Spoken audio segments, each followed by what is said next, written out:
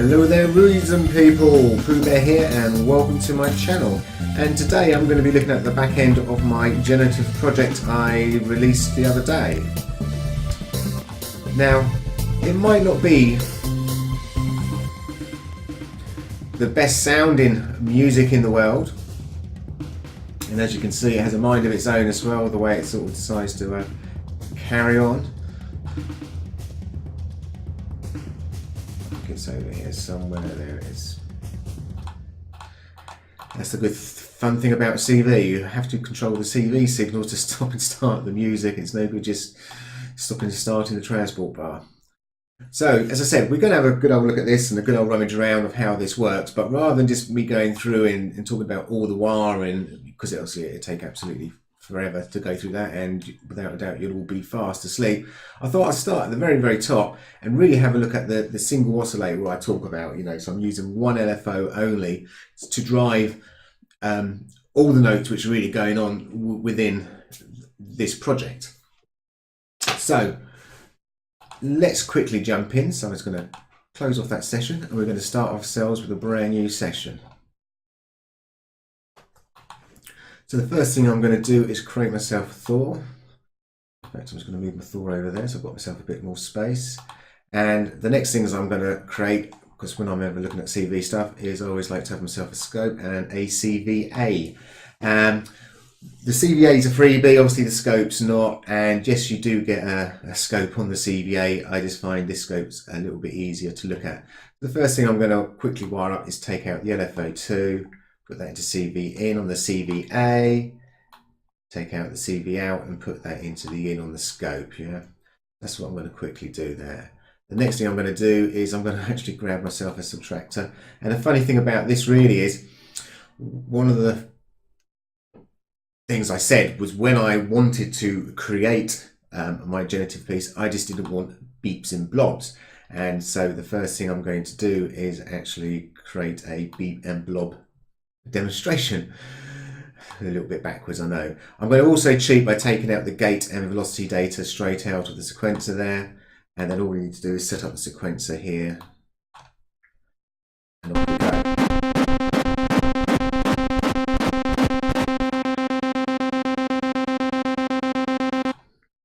Turn that off, sorry. So it doesn't sound very good to start with, so we want waveform number 4, which will give us a slightly better sound. But if you also notice, it's all in the low key. The simple reason is because obviously this particular LFO, its range goes from -63 to +63, and all note data is really from the 0 to 127. So the first thing we're going to have to do really is get this scaled up so we can actually use it. So I'm going to take the LFO2, I'm going to send out a CV1, and I'm going to also quickly set up rotary 1, and that's going to go out to CV1 as well. Give that a full amount, put this on 63. And then obviously all we need to do is take this from there into there, and we should have something a little bit more all over the place. And we can speed that up slightly.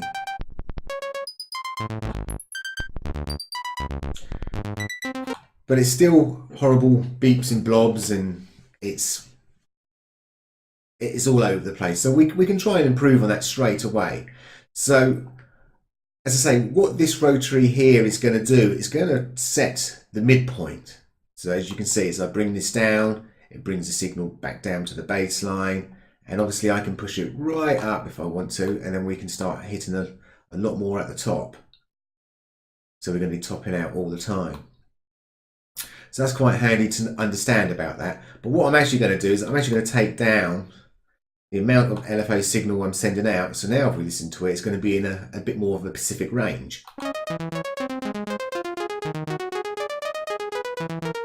So we're not getting them horrible deep sounds, or we're not getting them really high-end sounds bleeping around as well.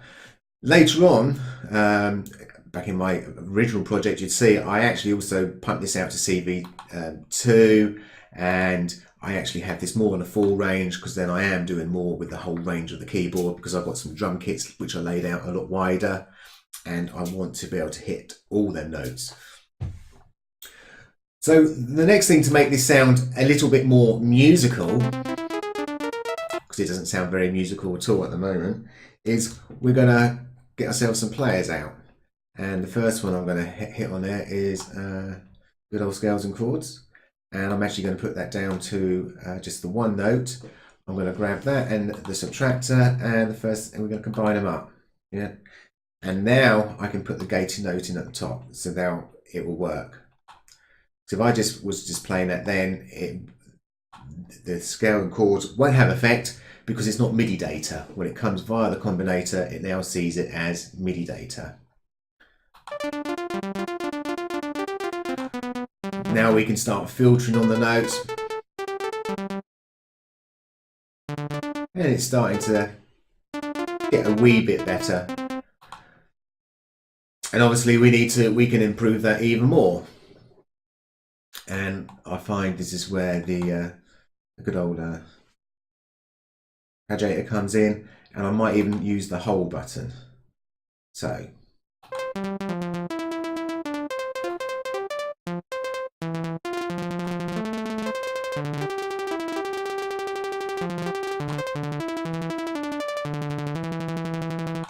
now you may be wondering, why am I hitting the play button here? Because what can happen is, ideally this right here, whatever you've got this set to, and this right here should really be set to the same. Well, it doesn't have to be set to the same, but it just makes sense to have these set to the same, because obviously what we're doing is then the gate is going to go in time with when we change our note. If the gate in that case was going faster, you're going to get double notes. So for every one note it will play, it is going to give you a double note of that same note. So making them the same rate, you're going to just get single notes. But we're actually changing all that because we're going through the arpeggiator, and that's going to be doubling things up anyway. Oh, we now need to hit start again.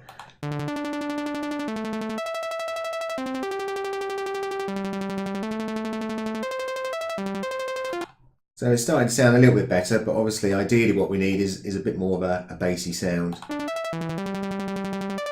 In fact,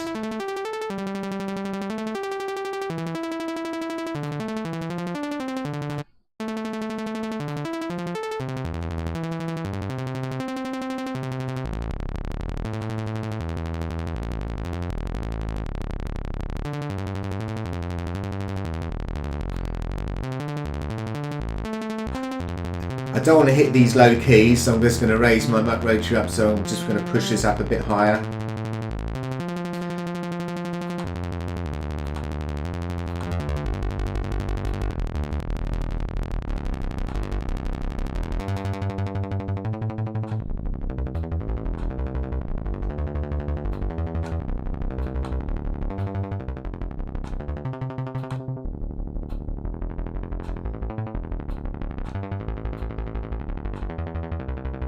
So now we're getting a bit more of a bass sort of sound. Still a little bit low, I think. So by just using these players, we've gone from this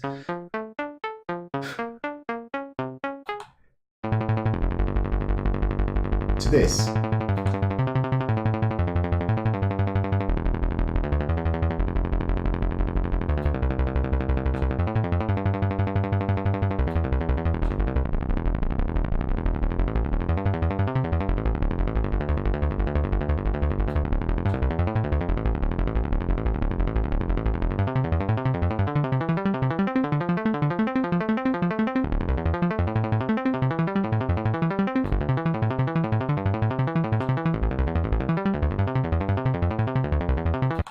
And I think, as you could hear, what I was doing there, sorry, I was actually just fine tuning just to try and get this octave range. Obviously, it's going over a few octaves, but just to try and get this a little bit more limited to where we're actually hitting. And by obviously using the rotary, we can push it up the keyboard, so we push the whole of the range going up.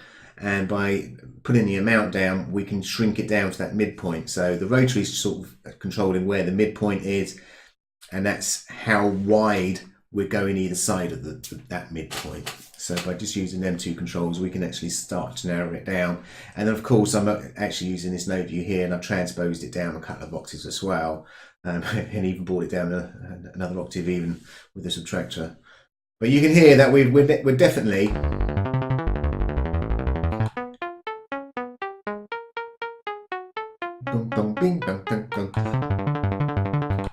we're definitely getting there a bit more musical. And to be honest, this is how my project really started to kick off and flourish more, is by utilizing what was going on here.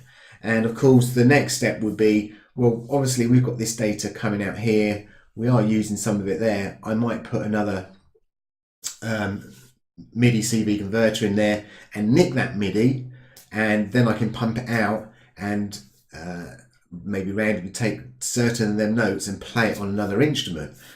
The notes are going to be good because obviously these notes are coming from here going through into that bass line, so they're going to complement each other. So we're not suddenly getting really random notes being played and clashing together. We are obviously getting more notes played in harmony. So it makes a lot more musical sense, and that's really how we build a lot of this stuff up. And it isn't really much different from the main project to doing drums the same way. So let's me go and open up that main project again, and we can have a look at how I've done the drums on there. So here we are back at the main project, and I've got a couple of different flavour sort of drums going on. This drum kit I put together many years ago, and it was laid out the same as my Korg T1 in my D70, and that's what it's sort of emulated. So there's loads of different sounds going across the keyboard.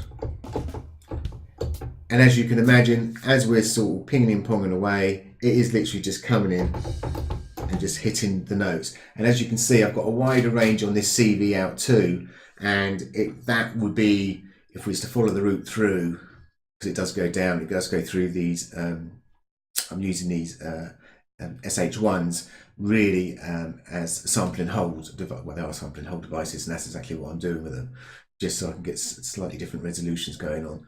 And I'll be having some of this wider range CV go through that and just literally randomly just playing the drums. The only subtle difference being, as I said, in here I do have the kick that's the kick programmed, and that is it.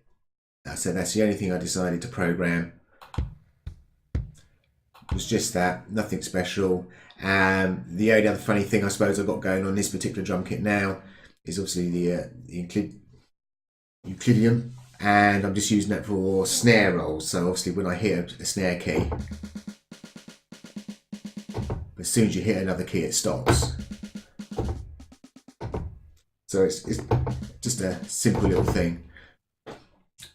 And then I've got another flavour of drums going on, and the great thing about these drums, let's see, they're down here, is all we're really doing is, so if I highlight that, all I need to do is just hit one key and we're off and running.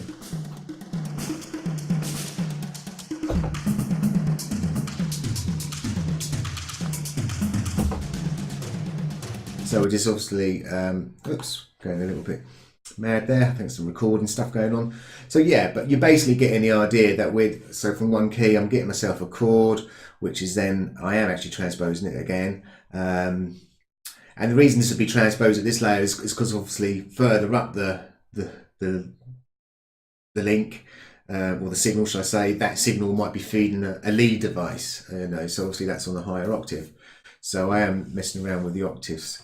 And and this is another way of getting the drums, is again going through the arpeggiator and that, playing them really fast.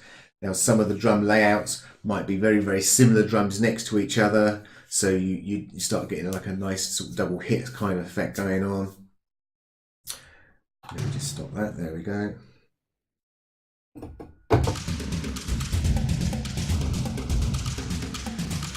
hear all sorts of effects going on there in the background. Oh, it really doesn't like me today. I think it's the OBS as well, which is really eating up resources on this system. And as I said in my, when I created the video, because the video was actually done live, I actually used 2 PCs, and I had a Reason session running on one PC, pumping out all the audio going out of its own separate channels, coming across into another PC, and I was using different audio channels in a program which I use called Magic. And actually, all the audio was recorded live in Magic as well. So Magic isn't actually an audio program; it's meant to be a graphical one. But I was using that to play back, and that's hence why it wasn't the best sound reproduction as well.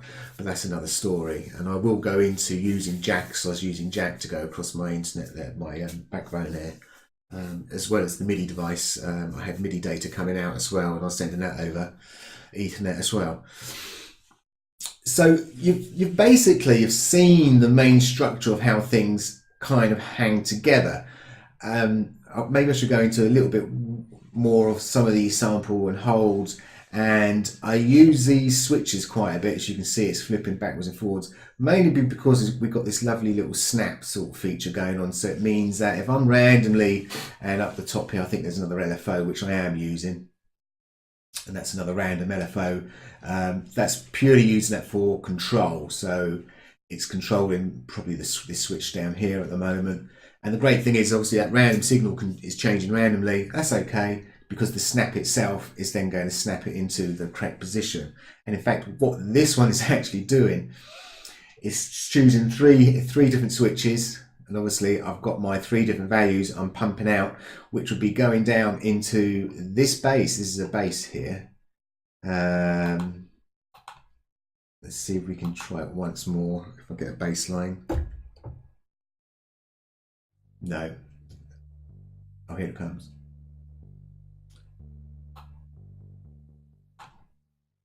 Right, what's happening is I've got things over here which are fading.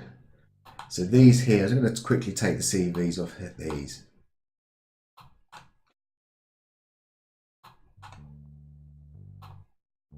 That's the way I want.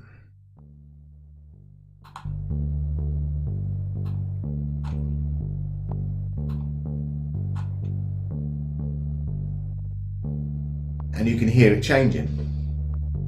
So I'm not actually playing any more notes. So I played one note. We make good use of the hold sort of function here. And as you can see, the rate is changing. So it's either going to play double or triples or whatever it's going to, amount of notes it's going to fit in. And I say, and that's being controlled by this CV select switch, which is obviously being controlled by that LFO. This is one of the things I sort of talked about earlier. It starts to get confusing because one thing's controlling something else, which is controlling something else. Let me just click that off. And again, like over here with the voices, when we was playing the voices, I decided we could have an echo note going on and off. So it's either going to double up that MIDI note or not. Which I thought was quite a nice little feature. But again, if we're going to listen to that, it's got to be over this side. 3, 2, 2. Go, wah, wah. And then it just suddenly kicked in.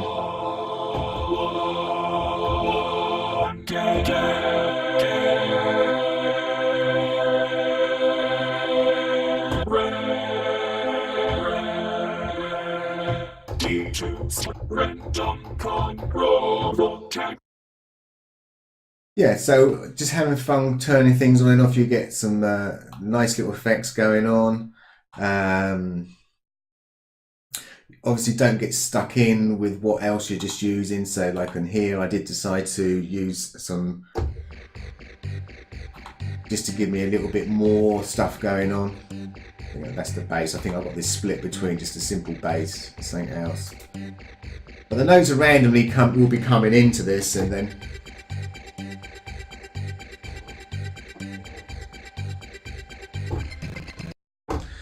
yeah, we just can't play anything, not with ABS running. So yes, you can have a bit of fun with all different things, which you just start adding up and adding up and adding up. As I say, I'm using the MIDI stuff sometimes to get stuff across, rather than just using box standard CV, because obviously maybe I've converted it, going through the different layers. Well, I might as well just use that signal. I've done it once. And I think going forward, I think I could be a lot more clever with the CV signals as well. At the moment, I've got really long runs, and because I've got really long runs, I think this is one of the issues I'm hitting on DSP issues. Ideally, I should have maybe a long run and then split it, or have a switch which is going to be switching that CV signal. So rather than me driving several things at the same time, I'm only driving one thing and then switching between that. As you could see, when this is fully running, you'd see all the buses are going at the top. He says, where is it? So I need my CV on switch. So everything's running at the same time. However, it's being controlled. What you're listening to is obviously being controlled by a couple of LFOs, which would be crossfading between this section and this section, and then this particular crossfade is fading this whole, or these two sections, whichever one happens to be the live one, and this section here. So I've got these sort of split down into different sections, and then obviously we've got, as you can see, this is going at bus 1 and 2. So that would mean is if this switch was all the way over to here, I won't even hear that at all. But when this switch is over here, it doesn't matter where that switch is, I'm hearing this stuff. And then obviously bus 1 is that way and bus 2 is that way. So I'm crossfading between different bits which are playing. And again, I think I could have done better timing on that, because it does switch in and out very quickly. You suddenly start to get a little bit into the groove of it, and whoops, we've now just shifted over. So I think I could do better timing on that. So there's a lot more, there's plenty of scope here for improvement, a big improvement all over. But without a doubt, it's a good starting point. And if you're thinking about getting into generative music, I think this is a great little starting point, and making use of the players. And as you can see, I've obviously done my own little custom scale throughout, and making them same. I think going forward, I'm going to do exactly the same thing, but I'm going to actually start changing the scales and start going through different other options and see if we can get it sounding even richer. That's, I suppose, what we want. We want it a little bit fuller. It's nice that it's not just going bleep, bleep, bleep, bleep, bleep, bleep, and it's something you can actually listen to without wanting to turn it off instantly. Yeah, maybe you want to listen to it for hours and hours and hours, and that's the whole point of this generative music, is that you can hit play when you're not running OBS, that is, and it will run for hours and hours and hours playing something slightly different, because obviously it's purely random. Anyway, if you're still with me, well done to you guys for putting up with me waffling all this way. I'm